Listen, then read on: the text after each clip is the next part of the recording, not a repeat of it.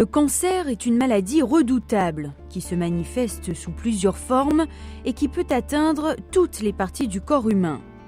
Les spécialistes parlent de dysfonctionnement qui touchent les cellules de l'organisme. Longtemps considéré en Afrique comme une maladie exclusivement réservée aux riches, le cancer aujourd'hui semble investir toutes les couches de la société africaine et surtout les couches les plus démunies. Selon l'Organisation mondiale de la santé, chaque année, le cancer fait près de 15 millions de victimes à travers le monde. Au Sénégal, on peut estimer le nombre de nouveaux cas de cancer à 6 646 par an. Et parmi ces cas, les plus fréquents sont le cancer du col de l'utérus, qui compte plus de 1100 nouveaux cas par an, suivi du cancer du foie, puis du cancer du sein. Selon le professeur Mamadou Diop, directeur de l'Institut Joliot-Curie de Dakar, si l'on jette un coup d'œil sur l'incidence, c'est-à-dire le nombre de nouveaux cas par an, tous sexes confondus, le cancer est beaucoup plus fréquent chez la femme au Sénégal que chez l'homme. Le plus fréquent est le cancer du col de l'utérus. C'est le cancer le plus fréquent. On peut l'estimer à 1197 nouveaux cas par an, avec une mortalité qui tourne autour de 800 à 900 décès. L'autre cancer féminin qui est le plus fréquent est le cancer du sein. Il est aux alentours de 900, avec une mortalité également, pareil, qui tourne autour de 60 à 70%. Donc c'est pour vous dire l'importance de cette maladie dans la population, surtout chez les femmes, avec une mortalité qui est très élevée. Mais au Sénégal, le cancer fait payer un lourd tribut aux hommes aussi. Ici, les femmes comme les hommes ne se font pas dépister à temps et arrivent souvent trop tard à l'Institut Joliot-Curie de l'hôpital Aristide Le Dantec. Mais lorsque les malades se font dépister à temps et doivent commencer à se faire soigner, ils font face à la cherté du traitement. Il fallait faire 4 autres cures, mais au taxotère. Et le taxotère est un médicament qui coûte excessivement cher. La boîte de 200 mg coûte 180 000 francs. Et pour chaque séance, il fallait que j'achète, avant même qu'on ne m'accepte à l'hôpital, 2 boîtes. Ce qui fait 360 000 francs. Et je devais en faire 4 séances donc, mensuelles. Ça a dépassé le million. La chimiothérapie à elle seule faisait 3 millions de francs. C'est tellement coûteux, c'est cher, c'est coûteux, c'est long, c'est un traitement très long. C'est douloureux. On est dépassé. C'est cher. C'est cher. La maladie coûte très cher. Absolument, c'est une maladie qui coûte très cher à la famille, je dois dire. Quand le cancer entre dans une famille, souvent le cancer ruine la famille. Nous recevons des cas vraiment très durs où ils ont besoin de soutien matériel. D'abord, la disponibilité des médicaments, malgré quand même une amélioration au niveau de l'hôpital, où ils peuvent acheter, il y a une amélioration certaine, mais il nous manque certains médicaments. Donc, le déficit en médicaments. La cherté des protocoles, qui pour être efficaces doivent être faits à date échue. Si le traitement du cancer est cher, la vétusté et l'inopérabilité des équipements de l'Institut Joliot-Curie de l'hôpital Le Dantec de Dakar compliquent davantage la prise en charge des malades. En effet, cet institut mis en place en 1964 a depuis stagné par rapport à son équipement technique en matière de traitement du cancer. En effet, même si le personnel de l'Institut du cancer de Dakar est bien formé, il reste que le matériel sur lequel il doit exercer son expertise au bénéfice des malades du cancer est très inadéquat. Nous sommes confrontés à un problème, c'est que actuellement, ce système de planification de traitement ne fonctionne pas.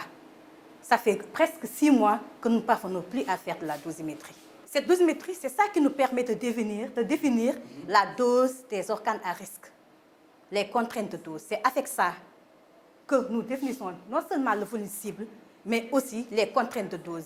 Nous n'avons pas réellement ce que nous voulons pour faire la radiothérapie, disons selon les normes internationales admises en 2011. Un effort réel a été fait cependant par les autorités parce que nous venons de très loin. Il faut comprendre que pendant de très longues années, il n'y a rien eu à Dakar. Il y a eu ensuite un vieil appareil de cobaltothérapie et nous devons en partie à la coopération internationale d'avoir pu installer une vieille génération de machines actuellement, mais qui rend quand même des services particuliers à nos patients. Il y a une nécessité réelle à faire ce que les Anglais auraient appelé un upgrading de l'unité, autant en termes de ressources humaines, en termes d'équipement et en termes d'organisation également, parce que ça également, c'est un des gros problèmes des services de radiothérapie. À cette situation s'ajoute l'influence croissante des malades qui viennent de toutes les régions du Sénégal et aussi de la sous-région. Franchement, le service est très étroit. On a des médecins qualifiés, des professeurs et tout, le personnel est qualifié. Mais notre souci, c'est l'étroitesse du service. On traite jusqu'à 45 à 50 malades par jour. Mais sauf que nous, le malade ne vient pas un seul jour. Il vient par exemple, pour l'école d'habitude, c'est 23 séances, voire plus. Pour les seins, c'est 25 séances. Pour l'œsophage, c'est 20 séances. Là, par exemple, on a un problème de personnel. Il y a une seule technicienne en salle et moi, je suis obligée d'arrêter et d'aller traiter en salle. On n'est que 2 actuellement. Parfois même, je fais appel à la physicienne pour qu'elle nous donne un coup de main, sans quoi on ne s'en sort pas. Aujourd'hui, nous n'avons que 2 radiothérapeutes qui vont, disons, pour 60 millions d'habitants, puisque si on considère toute la sous-région, toute la zone de l'UEMOA, 2 radiothérapeutes, ça fait un radiothérapeute à peu près pour 40 millions de personnes.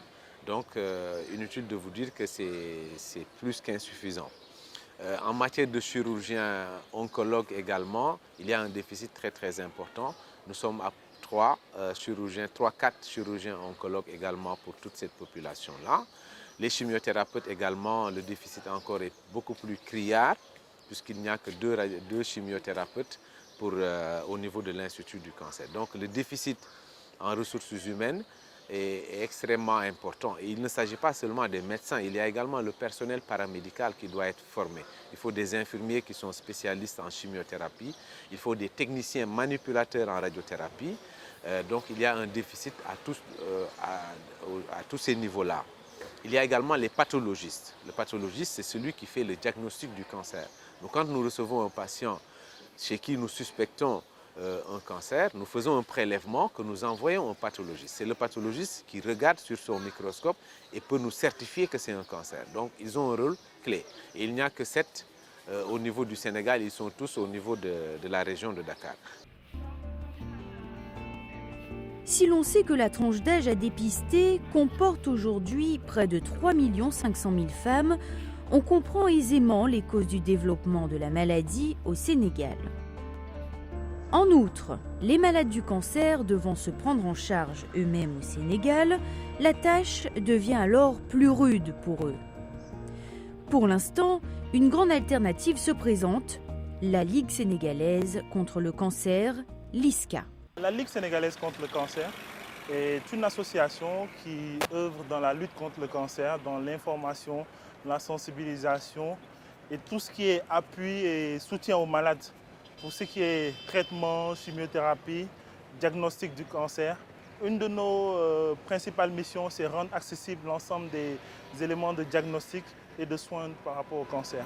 La Ligue est composée de personnes qui ne sont pas du milieu médical et qui ne sont pas malades, mais aussi de médecins de l'Institut, des délégués médicaux ou encore d'anciens malades, tous engagés à apporter du mieux à l'ensemble des personnes qui souffrent du cancer. En tant que médecin, nous vivons les difficultés des malades.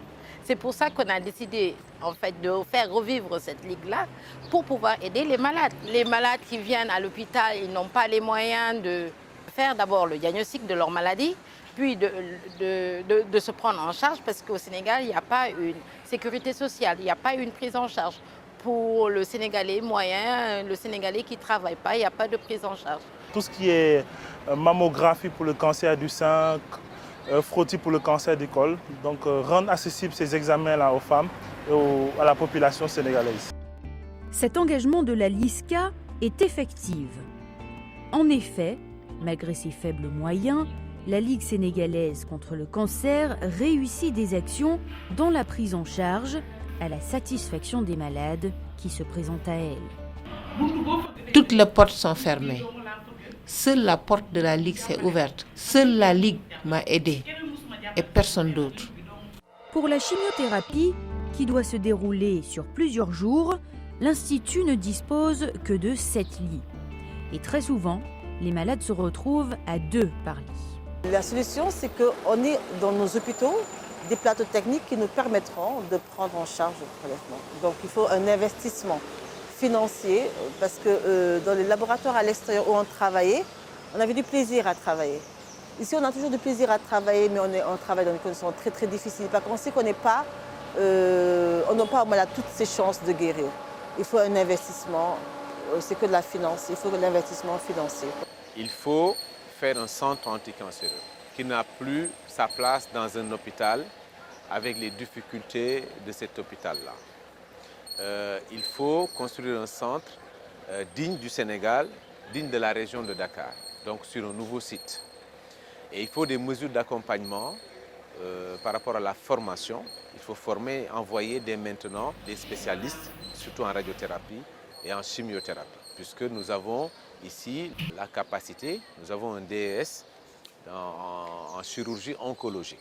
Donc nous pouvons former ici entièrement des jeunes Sénégalais à la chirurgie carcinologique.